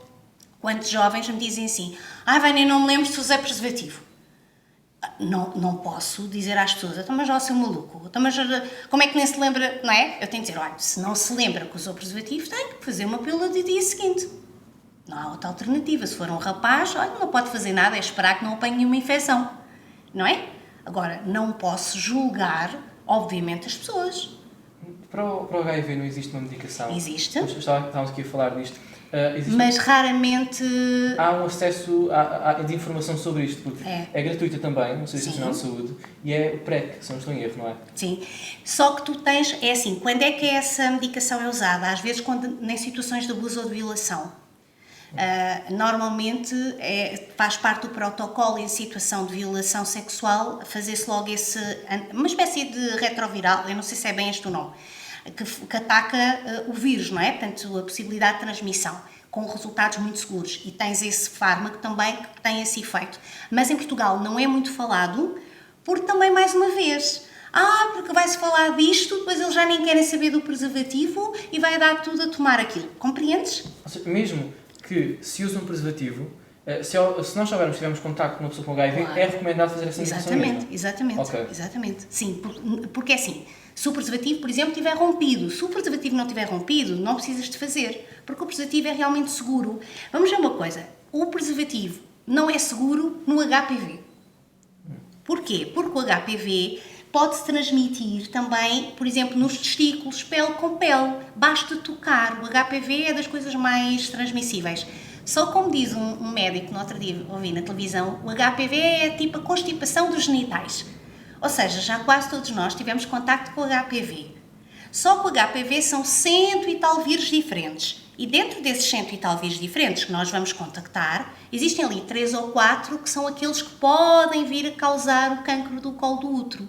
Por isso é que as raparigas fazem a vacina e hoje em dia os homens também fazem, porque era uma injustiça que os homens que transmitem não fizessem a vacina, até porque o homem também pode apanhar cancro do pénis ou cancro da laringe por conta do HPV. Portanto, no caso do preservativo, no HPV não te vai proteger totalmente porque há outras zonas dos genitais, à volta dos genitais, que tocam no corpo de outra pessoa, ok? Mas mais uma vez, a maior parte de nós já teve contacto com o HPV, com o vírus que não é mau, não é? Há uns que causam verrugas, que são tratáveis, e depois existem ali 3 ou 4 que são os maus da família e que são esses que depois podem provocar o cancro. Mas como nós não sabemos qual é que é, vacinamos e tentamos ter cuidado, não é? Mas depois tens outras coisas chatas que se usares um preservativo, resolves. O herpes, que é uma coisa que não se fala e que há tanta gente que tem, não é? O herpes genital é muito chato e é um problema para toda a vida. A partir do momento em que tens um herpes, quando andares com o teu sistema imunitário mais em baixo, vai aparecer o herpes outra vez. É como aquele herpes da boca, não é? Só que lá em baixo. Muito desconfortável. Imagina uma bolhinha e a dor. Portanto, o preservativo é muito seguro e depois já temos, obviamente, a pílula do dia seguinte, caso for um preservativo, e esse produto, esse medicamento, para o caso de suspeitar que estiveste com uma pessoa de risco e se o preservativo furar. Se o preservativo não furar, estás protegido, não precisas te preocupar. Ok. Há bocado falamos aqui até da questão, quando a Vânia fez esta brincadeira, em relação aos menores de idade. A pergunta é se há uma idade para a primeira vez, mas também tendo em conta a diferença de idades. Quais é que são as diferenças de idade aceitáveis? Porque sabemos até que era um costume mais antigo, como falámos também, os pais levarem os filhos a casas de prostituição, em que rapazes de 14, 15 anos estavam em contacto com profissionais com muita experiência já, com 30, 40 anos, 20, não importa. Quais é que são os limites desta diferença de idades e também quando é que é normal, se há uma idade para a primeira vez? Não há uma idade para a primeira vez. Eu posso ter a minha primeira vez aos 30 anos, como posso ter a minha primeira vez aos 16. Há uma idade muito importante na legislação portuguesa, que são os 14 anos. O que é que isso te diz, os 14 anos? A lei portuguesa diz que antes dos 14 anos tu não tens capacidade psíquica, emocional, para tomar uma decisão.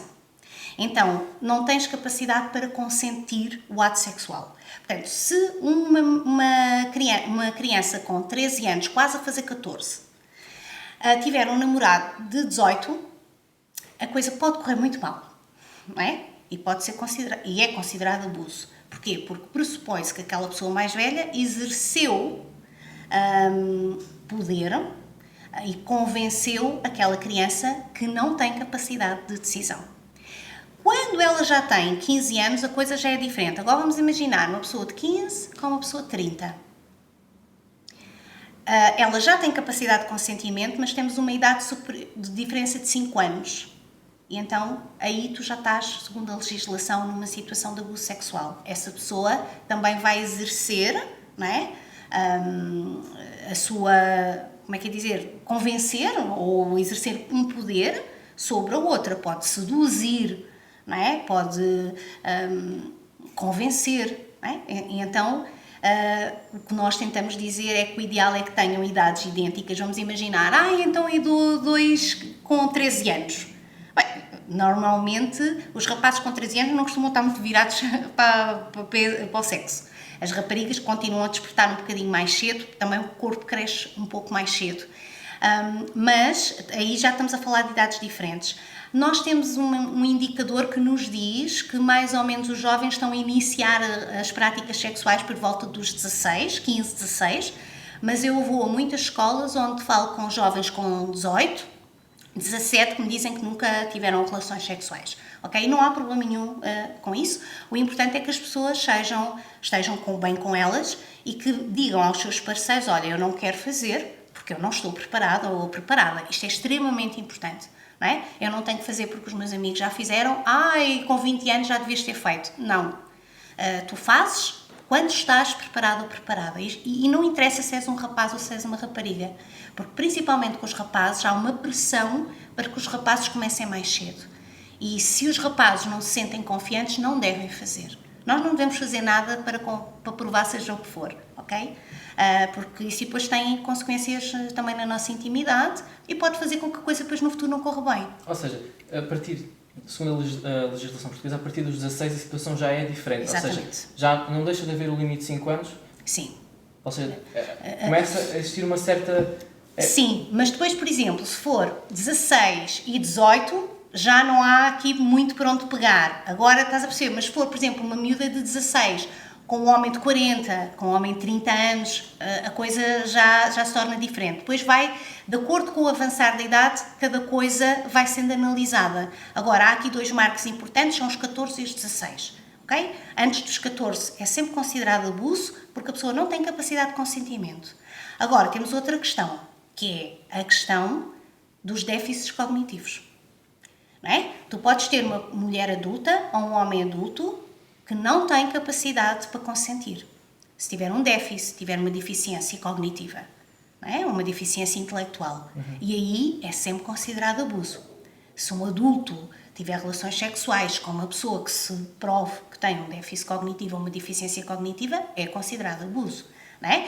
Quando tu tens sexo com uma pessoa que não consegue decidir, não é? Como aconteceu aquela situação do Porto, em que a pessoa estava desacordada, estava inconsciente e tiveram relações sexuais com ela, isso é considerado abuso. Não é? Se a pessoa está bêbada e não consegue decidir, e se tu tiveres relações sexuais com ela, tu estás a abusar dessa pessoa, mesmo que essa pessoa tenha dito antes que queria ter sexo contigo, compreendes? Então é preciso ter aqui muita atenção a todas estas coisas. E as pessoas não devem ter vergonha, porque antigamente também... havia muita prática dos homens mais velhos terem raparigas mais novas, não é? E hoje em dia, era até escondido às vezes nas famílias. E hoje em dia também há situações em que existe uma grande diferença de idades e por isso mesmo eu puxar por esta... Mas quando são adultos não há problema. Sim, mas não, estou mesmo a falar nessa parte da adolescência. Existem certos casos e vêm à tona e acho que é importante conversarmos aqui sobre isto e desmistificar também o medo, se calhar, de uma pessoa de 18 ter uma relação com alguém de 16 ou alguém com 18 ter uma relação com alguém de 15. É importante desmistificar isto. Sim, porque a partir do momento em que as pessoas são adultas, uma pessoa tem 18 anos e está com uma pessoa de 40, são ambas de maior idade, ok? Sim. Agora, e é importante percebermos que às vezes a outra pessoa, porque é mais velha, também acaba por convencer, não é? Sim. E é aí que está depois a questão do abuso. Mas, mais uma vez, depois cada caso é sempre um caso e infelizmente nós também sabemos que a maior parte das vezes... depois nem sempre as coisas se provam, não é? Mas isso não deve impedir de fazer queixa. Nunca devemos deixar de fazer uma queixa porque com a nossa vizinha não funcionou, porque não aconteceu nada, não. Nós temos sempre que apresentar uma queixa quando somos vítimas de qualquer tipo de violência. Okay? Ainda há pouco perguntei à Vânia como é que os jovens portugueses lidavam com o seu corpo. Agora faço a mesma questão, mas aliada à internet, que é, há muitos jovens que não têm a tal autoestima e que não se sentem bem com o corpo que têm. E hoje em dia, com os telemóveis, com as redes digitais, com a internet, estamos sempre e constantemente perante corpos de outras pessoas, muitos deles muito diferentes dos nossos, muitos deles considerados perfeitos, entre aspas. Como é que os jovens lidam com os seus corpos, tendo em conta que constantemente estão perante outros corpos tão diferentes e esta questão da aceitação do seu corpo, quando há muitos outros diferentes e muitos deles considerados perfeitos, que na realidade não são, todos os corpos são diferentes. Como é que é isto na cabeça dos jovens? Olha, então na cabeça dos jovens existe uma coisa que são os filtros, não é? Que ajudam mas que são uma falta de realidade, não é? Que é um problema que nós temos. E agora, não é? Ao final de 2 anos, agora estamos-nos a ver todos uns aos outros, finalmente, Sim, não é? Vamos ver o que é que isto vai trazer. Eu já tive, isto só saiu há um dia, mas já houve 1 ou 2 pessoas que me disse isto agora é muito estranho, agora conseguimos ver a cara de todas as pessoas, não é? Tu estás, mais uma vez, nós continuamos a comercializar muito o corpo, a mercantilizar os corpos. E isto é mau. E o que é que tu vendes? Vendes corpos perfeitos. As marcas pagam-te também para isso, não é? E hoje em dia tu tens esta coisa nova que são os influencers. Sim. Não é? Que são pessoas que vendem tudo e que têm muitas pessoas que a gente às vezes vai ver. Mas quem é esta pessoa? Tem 200 mil seguidores. Mas é quem? Esta pessoa faz o quê? É youtuber. Ou é influencer. Mas é... E às vezes vais ver e não faz nada, não é? Diz ali umas coisas, há uns muito bons, há outros muito maus, não é? E esta coisa de nós andarmos a seguir as pessoas, nós sempre seguimos pessoas, atenção, claro. Eu também tinha pósteres no meu guarda-fato, pronto, todos nós temos, mas nunca houve isto, tanto isto, e eu acompanho várias pessoas, conheço várias pessoas, figuras públicas, e às vezes as pessoas estão a falar sobre um tema muito interessante, e há alguém que diz assim, qual é que é a marca dos teus óculos? Qual é que é a marca, de que marca é que é o teu vestido? A pessoa está a falar de uma coisa qualquer, por exemplo, da guerra da Ucrânia. E a pessoa está a perguntar de que marca é o bibelô que está lá na estante não sei das quantas. As pessoas entram pela tua casa sem tu te aperceberes. E vendem uma vida que acordam, comem uma tosta com um abacate, como se fosse uma vida depois perfeita. Vão à praia, uma vida perfeita que não existe. Todos nós temos dias bons e dias maus. Claro, exato. Mas aquelas pessoas há só dias bons. Sim. E lá está, como o João estava a falar, a pressão sobre os corpos, principalmente no verão. Aliás, há perfis de Instagram virados só para isso, tanto do lado feminino, em que são expostas as mulheres, o corpo das mulheres, como no lado masculino. Existem até próprias páginas portuguesas onde só se partilha imagens de homens sem camisola para mostrar o corpo muscular. Mas mais uma vez eu vou-vos fazer uma pergunta. Quantos livros infantis é que vocês se lembram, não é, de ver com, por exemplo, pessoas só com uma perna, pessoas com celulite, pessoas gordas ou maiores? Não. Se não houver isso desde cedo, essa apresentação da realidade e que o teu corpo é o teu corpo, não é? É como as pessoas com diversidade funcional, que é aquilo que vulgarmente se chama pessoas com deficiência, e que eu não gosto desse termo. Quando tu tens uma pessoa com diversidade funcional, ela tem o seu corpo. É o corpo dela, não é? Porque é que tu tens que ter uma cintura X, um tamanho de pé tal, isto tem que se desconstruir. Mas a partir do momento em que os mídia te vendem corpo, não é? Tu não vais conseguir resolver esta situação, ainda que tu tenhas muitos movimentos que contrariam isso, e cada vez mais, não é? Tu tens já páginas de influencers, mulheres plus size, e ainda bem, não é? Agora, temos que perceber, educar mais uma vez para a diferença. Agora, cada vez, quanto mais expostos nós estamos, mais este tipo de coisas também acontecem. Sim, e a tal comparação, não é? Que muitas vezes não é saudável. Sim. E vamos ver uma coisa, a única forma de viver mais tempo é envelhecer. Eu não quero ter rugas. Então, meu amigo, então é melhor comprares uma campa aos 22 anos, ou aos 23, porque eu conheço pessoas com 20 anos que já têm cabelos brancos. Portanto, o que é que queres fazer? Queres viver mais tempo, tens que envelhecer. Então alimenta-te melhor, usa protetor solar, não vais para a praia às 2 da tarde, que o sol envelhece, não é? Agora, nós todos acompanhamos pessoas que, se formos ver como elas eram há 5 ou 6 anos atrás, elas mudaram as bochechas, mudaram o nariz, mudaram o queixo, mudaram tudo. Tudo bem se elas estão bem assim. E não há que ter medo de envelhecer, porque, principalmente nas mulheres, existem cremes anti-rugas, cremes anti-idade, cremes anti-tudo.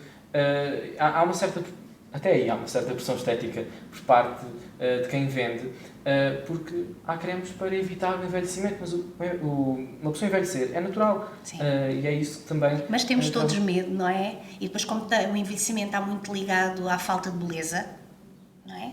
Quando tu olhas para uma mulher mais velha, Há falta de sexo. Enquanto que um homem é considerado atraente, uma mulher é considerada fora de prazo. Exato. Não é? Aliás, diz-se muitas das vezes que a menopausa afasta as mulheres do sexo, quando não, há imensas mulheres que vivem a menopausa com muito mais desejo sexual, porque deixam de ter medo de engravidar, por exemplo. Já ouvi um comentário, porque um homem mais novo tinha uma relação com uma mulher mais velha que já tinha passado a menopausa, que o sexo entre eles ia ser como ele estar a penetrar uma múmia, porque ela não sentia nada. E lembro-me disto neste preciso momento, porque é interessante. Não, também tivemos um juiz há poucos anos que também houve uma lesão numa vagina de uma mulher mais velha e ele também, nos seus argumentos, também disse que por ela ter aquela idade, já não sentia. Aquilo também já não era uma consequência muito grave, que ela já não precisaria muito daquilo. Pronto, portanto também temos isso, não é? É triste, mas é verdade. Falámos da questão da pandemia também em relação às máscaras, mas sabemos que este período levou a que ficássemos mais em casa. Entre os casais, isso levou a que existisse mais amor dentro de casa, mais procura e descobrir o outro, o corpo do outro, ou também se descobriram as coisas negativas, como ouvimos que o número de divórcios aumentou? O que era bom continua bom. O que era mau ficou pior. Nos jovens, a coisa complicou-se. Há uma geração que deveria ter passado por um conjunto de experiências que não teve oportunidade, não é? E 2 anos numa geração, por exemplo, imagina que tu iniciaste a pandemia com 15 anos e agora de repente já tens 17, estes 2 anos são muito problemáticos e vamos ver que consequências é que isto vai trazer, não é? Porque agora no outro dia, ontem, foi o primeiro dia sem máscara, fui à esteticista e ela disse, mas já falei com uma série de miúdas hoje e elas disseram, pois agora finalmente começamos a ver a cara dos rapazes, porque há 2 anos há pessoas que não viam, há pessoas que não conhecem os seus alunos. Sim. Contaram-me uma história de uma professora que pediu aos alunos para irem ao fim da sala para tirarem máscara para ela os ver. E esta falta de contacto, não é? Porque vamos ver uma coisa, nos períodos de confinamento, e depois há pessoas que têm mais medo, outras não têm. Por exemplo, hoje eu fui a um sítio onde a maior parte das pessoas estava de máscara. Eu tenho um problema crónico, optei por não usar. Não é? As pessoas tomam decisões. Mas a maior parte das pessoas ainda mantém a máscara. Eu acho muito bem. Quando estás num sítio mais fechado, deverás manter. Agora isto vamos ver. Há pessoas que têm mais receio do que outras. E isso vai provocar, não é? Com que tenham comportamentos mais cuidadosos ou mais preventivos do que outras, não é? Agora, claro que muitos jovens deveriam ter vivido um conjunto de coisas, até mesmo em contacto social, que não viveram. E as consequências para os jovens, e no outro dia ouvi um psiquiatra muito conhecido dizer isto, foi muito complicada. Isto para os jovens e para os idosos foi muito complicado. Para nós já foi, nós adultos ativos, mas para as pessoas mais velhas, que os contactos são muito importantes, e para os mais novos, que estão numa fase de descoberta, é? Vamos agora esperar, apareceu a guerra, porque eu pensei, vai acabar a pandemia, isto vai ser a loucura, não é? Mas apareceu a guerra que travou aqui um bocado as coisas, mas vamos ter que ter algum cuidado, não é? Na forma como nos relacionamos, mas há coisas que não se recuperam. Experiências que já não vais recuperar. Exatamente.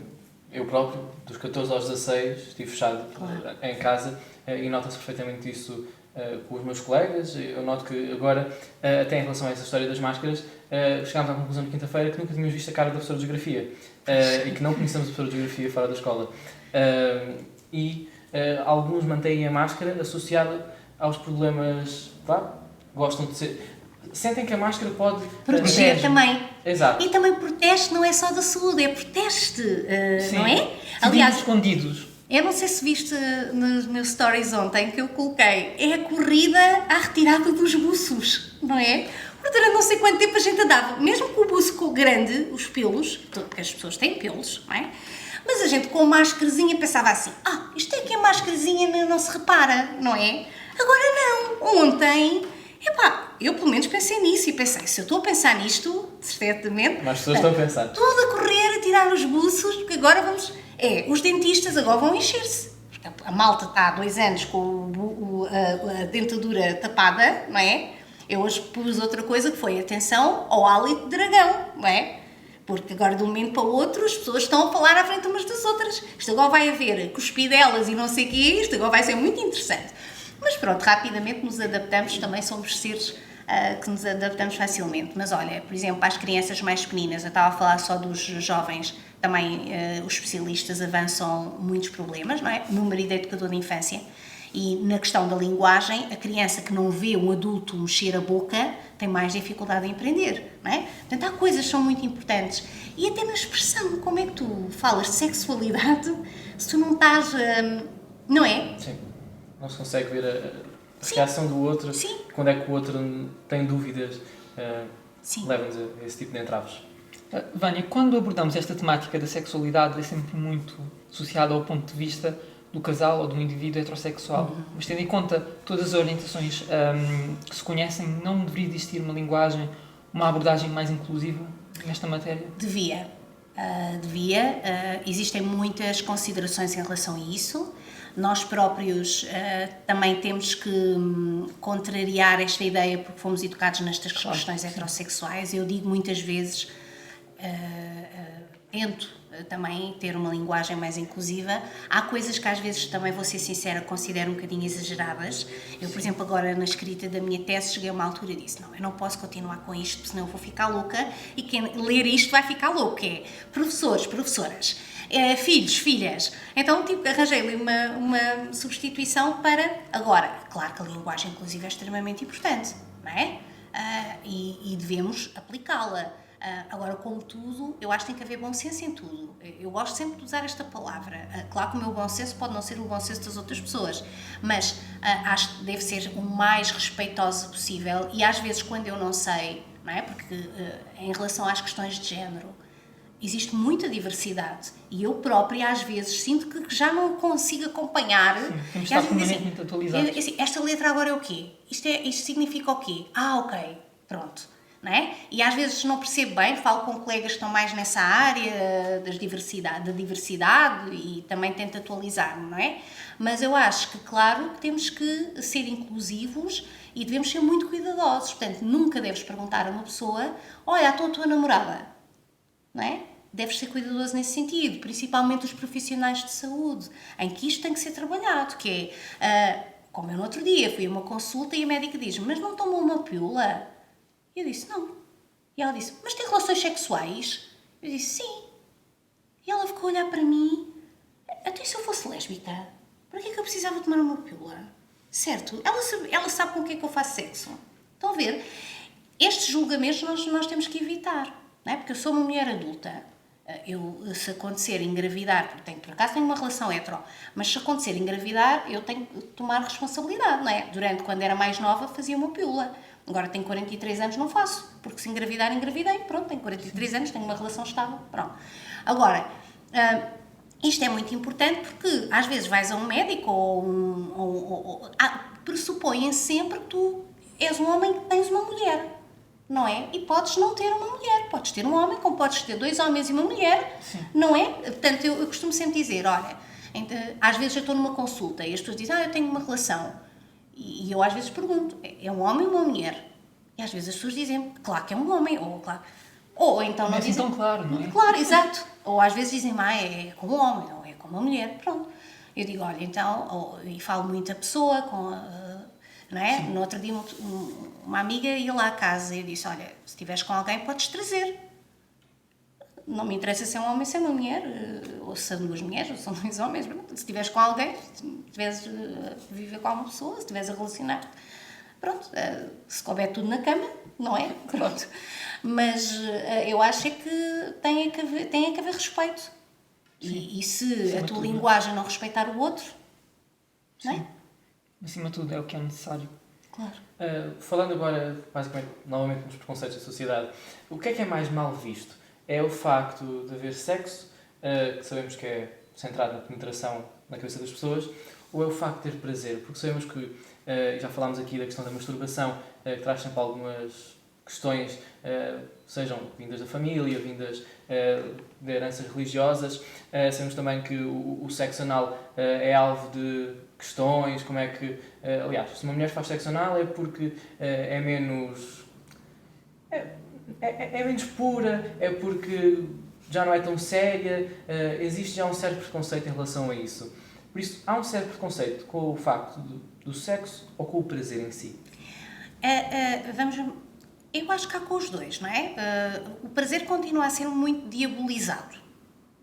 Porque se tu tens prazer... Principalmente o feminino. Sim. Não é? Se tu tens prazer, ou seja, o prazer é uma coisa pecaminosa, ou é pecado. Porque, mais uma vez, quem se centra no sexo para procriar, como visto como algo sagrado, não é? O sexo é uma coisa permitida dentro de um casal hetero casado, não é? Principalmente se estiver associado à religião. Agora, o prazer não é? O prazer já é uma coisa que é vista muito como pecado. E vamos ver, o nosso corpo, todo ele nos pode dar prazer. E a ideia de que existem zonas em que o prazer é mais permitido do que outras também é errada. O ânus, a zona anal, e as pessoas associam sempre a zona anal aos gays. E há gays que não têm penetração. Pronto, isto também é muito importante as pessoas perceberem. E os jovens perceberem, não é? Achamos sempre que as lésbicas enfiam coisas dentro uma da outra e que os gays também enfiam coisas um no outro. E nem sempre é assim. Da mesma forma, os casais hetero nem sempre têm relações penetrativas. Há casais hetero que não têm penetração. E não há problema nenhum. Ou que a penetração até pode ir da mulher para o homem. Sim, e já tive até casais em que só existe penetração anal e não existe penetração pênis-vagina porque ela tem um vaginismo ou porque não gosta. Portanto, a forma como as pessoas fazem sexo, mais uma vez, é lá da intimidade delas. Agora, o ânus é uma zona com muitas terminações nervosas. No caso do homem, é uma zona privilegiada de prazer. E voltando aqui ao nosso amigo, as pessoas focam muito no homem, a sexualidade aqui, na glande e no corpo do pénis, esquecem-se dos testículos, que é uma zona de muito prazer, e depois esquecem-se desta parte aqui para trás, que é o períneo, que está também junto ali próximo da próstata. Entre os testículos e o ânus. Exato. Este períneo fica ali ao pé do ânus, e o ânus é uma zona que para os homens, se for estimulada, pode dar muito prazer. Ok? Porquê? Além de poder prolongar a ereção, ainda pode causar orgasmos muito explosivos. Mais uma vez, porque está muito ligada ali à próstata e ligada depois aos nervos do pénis. Então, é uma zona que podia ser mais explorada, mas por conta da vergonha e de se associar o ânus à homossexualidade, as pessoas optam por não fazer. E a religião também condena aquilo que se chamava os sodomas, não é? A prática sexual anal, não é? Era considerada pecaminosa, errada e em algumas religiões é proibida. Ok? Então, daí tudo isto, mais uma vez, por conta de grande parte da religião, não é? Que condena práticas que não sejam as que eles consideram convencionais reprodutivas. Gostava agora de focar numa questão que não é nada falada, Vânia, que é a questão da abstinência sexual. Porque podem existir pessoas que praticam a abstinência sexual por motivos pessoais, por motivos religiosos, de saúde. A questão é, existe uma grande pressão exercida sobre estas pessoas, não é? Porque nós temos todos muita vergonha de falar de sexo, que nos parece que quem não faz sexo que é muito estranho. Como é que devemos de entender esta pressão que existe até mesmo entre, ou melhor, até mesmo vinda de familiares ou de amigos? Esta pressão, como é que devemos de entender isto? Porque vamos ver uma coisa, as pessoas acham sempre que as pessoas todas têm que viver com sexo, com relações sexuais. E há pessoas que, até mesmo casais, que têm pouco sexo. E que o sexo não é uma coisa importante. Nós não temos que dizer que as pessoas que não fazem sexo são menos felizes. Ou, às vezes as pessoas... Ou que não sentem prazer. Sim. Às vezes as pessoas dizem-me assim, Vânia, quantas vezes é que devíamos ter relações sexuais? Sei lá! Isso é um problema de cada um, é uma situação de cada um. Há pessoas que fazem menos sexo no inverno, que não gostam. Há pessoas que estão mais ativas no verão. Há tanta variedade, não é? Agora, da mesma forma, que às vezes associamos a atividade sexual com a satisfação sexual, ok? E não é a mesma coisa. O facto de eu ter muito sexo não significa que eu esteja sexualmente satisfeito, ok? Eu até posso ter sexo uma vez por mês e avaliar-me como sexualmente satisfeita. Agora, o que é muito importante? Se houver uma relação, seja ela qual for, que as pessoas envolvidas na relação estejam satisfeitas. Isso é que é muito importante. Se há um casal que diz assim, nós não temos sexo há 10 anos, Mas olha, vivemos, somos felizes, gostamos um do outro. Perfeito. Não é porque não tem sexo, agora vamos arranjar aqui um problema. Não. E também há pessoas que não têm interesse sexual. Há pouco tempo começou-se a falar até de uma coisa que é a sexualidade. Eu sou assexual, sinto-me assexual, não tenho desejo. Ainda há muitos investigadores e muitos colegas que questionam isto e dizem, temos que ver muito bem se esta pessoa não tem atividade sexual, que não tem interesse sexual, porque tem, por exemplo, um problema do ponto de vista do desejo, não é? Há pessoas que olham para estas pessoas como, elas consideram-se assexuais porque não querem assumir que têm um problema. Um bocadinho como aquilo que falámos há pouco da bissexualidade, não é? Mas há pessoas que não têm interesse, que não gostam. Que não... E é legítimo. Claro, não é? Da mesma forma que, ok, há restaurantes de sushi, eu não gosto, eles existem e eu não vou lá. Pronto, ok? E agora, mais uma vez, a sociedade vende que nós somos todos sexualmente muito ativos, que os orgasmos têm que acordar o condomínio, que as pessoas conseguem fazer 1001 coisas e tudo isso muitas vezes é mentira. Nós não fazemos tanto sexo como se diz por aí, a pandemia foi um problema, a guerra está a trazer muitas consequências, não é? As mulheres têm mais dificuldade em se concentrar e em se afastar do ambiente, não é? Portanto, há muita coisa que na sexualidade feminina nos prejudica, desde a nossa imagem, a nossa autoestima, a nossa vida profissional, se a escola está boa ou não, se tive uma negativa ou não. Pronto, tudo isto para as mulheres é mais complexo. Os homens têm outra facilidade também por causa das suas aprendizagens. Agora, não há problema nenhum se a pessoa decidir que não quer ter atividade sexual. Não há. Se isso for uma decisão dela e se ela estiver bem com isso. Agora, se a pessoa estiver a fazer isso como uma fuga a qualquer situação, aí sim, é uma questão ok? diferente. É uma questão diferente. Agora, há religiões em que a pessoa diz assim, eu só vou fazer sexo no casamento. Tudo bem. Eu tenho conhecido uma comunidade, que é uma comunidade, por exemplo, indiana, em que normalmente é raro eles terem sexo antes da primeira relação sexual. Eu uma vez fiquei numa casa nessas coisas, casa da juventude, ou hotel da juventude, como é que se chama? Pousada da juventude. E conheci um rapaz do Egito, foi uma conversa muito gira, porque ele nunca tinha falado com ninguém sobre sexo, ele tinha 19 anos, e ele nunca tinha visto um preservativo, e tivemos ali uma conversa muito gira, porque depois eu disse que estava no Porto para um congresso, qual era a minha área, e conversámos sobre isso. E às vezes existem também questões culturais que te dizem, olha, durante X tempo tu mantens a tua abstinência e tu segues essa cultura e se tu estiveres bem com isso, tudo bem, não é? Porque, vamos ver uma coisa, se a pessoa diz, olha, eu só quero ter sexo depois do casamento, não há problema nenhum. E nós não devemos criticar isso, é uma opção da pessoa. Ninguém deve dizer quando é que tu vais fazer sexo, não é?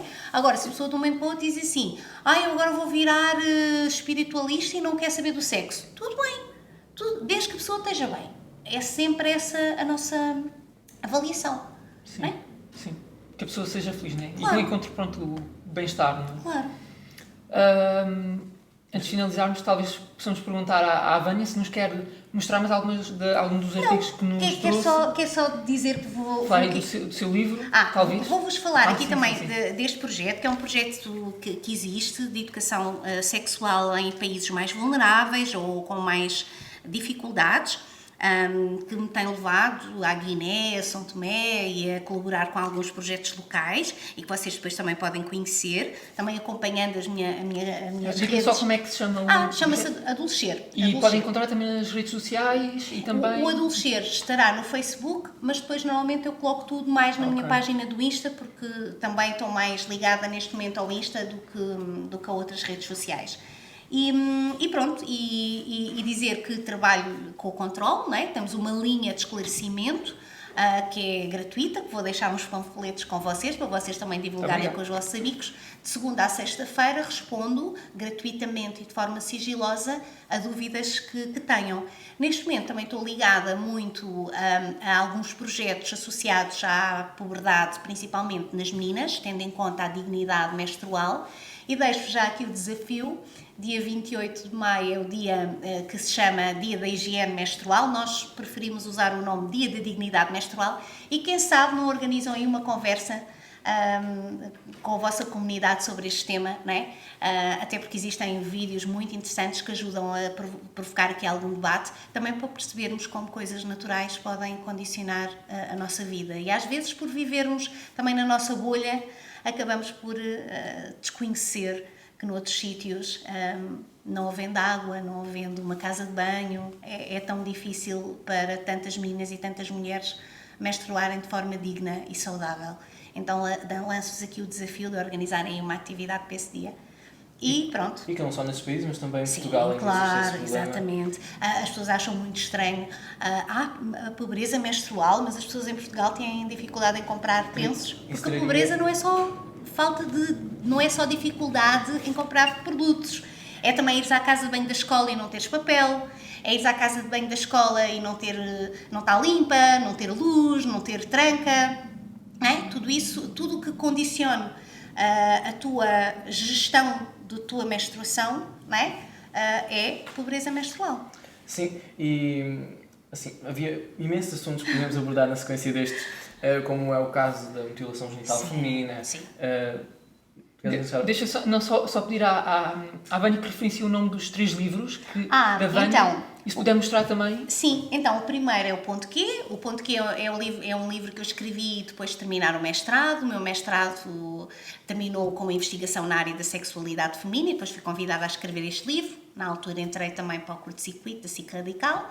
Depois tenho um livrinho dirigido aos mais pequeninos que se chama A Viagem de Peludim. Que é o que está ali naquele folheto. Exatamente, que está aqui neste folhetinho, aqui assim, que é este ser peludo que vive noutro planeta e que vem à Terra descobrir como é que estas coisas funcionam. Tem um ar simpático. Não é? Pronto, é peludim. E depois tenho um que se chama Chamar as Coisas pelos Nomes, que é um livro para pais, para famílias e também para educadores, não é? Para pessoas que queiram saber como falar sobre estes temas às crianças e aos jovens. Exato. Não sei se queres acrescentar mais alguma coisa. Não. Então, se calhar damos por terminado. Agradecer aqui Muito obrigado, Vânia. A presença da Vânia por conversarmos sobre todos estes temas. Agradecer a ti, que estás desse lado ainda a acompanhar a nossa conversa. Dizer que podes acompanhar-nos de 15 em 15 dias aqui nas páginas do município, também nas plataformas de streaming e nas nossas redes sociais.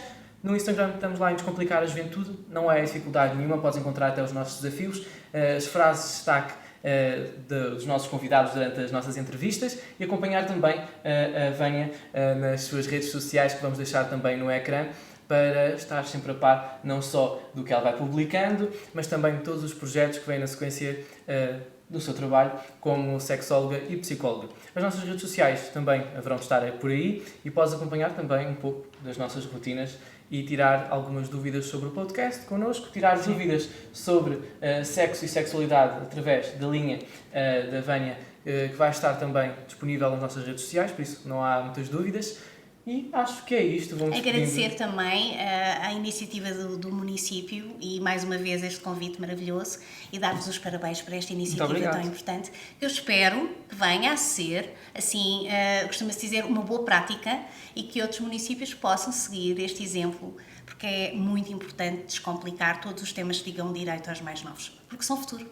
Exatamente. É importante referenciar que é a primeira vez que estes temas são abordados aqui no município e esperamos mesmo que com este projeto do Centro Juvenil, nosso e em parceria com o município, estamos a incentivar outros municípios, outros jovens do país a falar sobre estes temas e a tomarem mais atenção sobre todas as diversas causas e sobre as problemáticas da juventude. Adeus.